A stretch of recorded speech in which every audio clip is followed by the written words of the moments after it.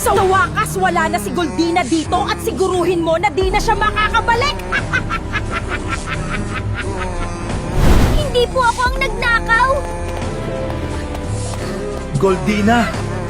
Sandali lang, huwag kang tatakbo! Wag niyo na po akong hahabulin, Sir Amante!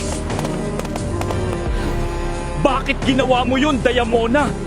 Nakita ko ang lahat at tunay na walang kasalanan si Goldina!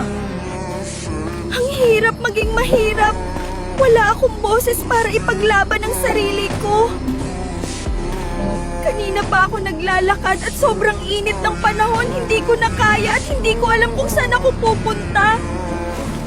Panginoon ko, anong nangyari sa batang ito? Buhay pa kaya siya? Huwag ka kang mag-alala, dito ka muna magpahinga. Maraming salamat po. Kain ka muna ng mainit na lugaw, baka gutom ka na. Sakto! Gutom na po ako. Pinalayas po ako sa bahay namin. Sinabihan na nagnakaw ako. Naniniwala ako sa'yo na mabait na bata ka. Nasaan na kaya si Goldina? Simula nang nawala siya ay naging mabigat ang pakiramdam ko.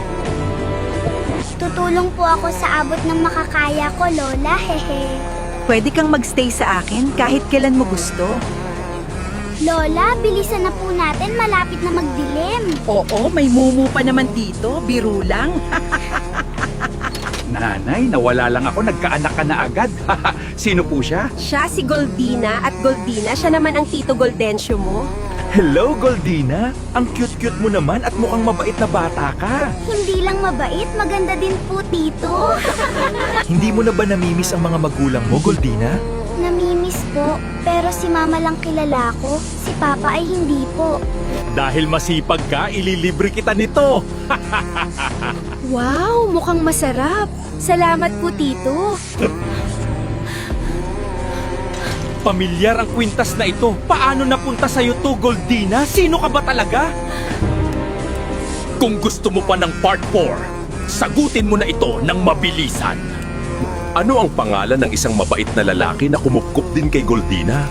Kilala mo?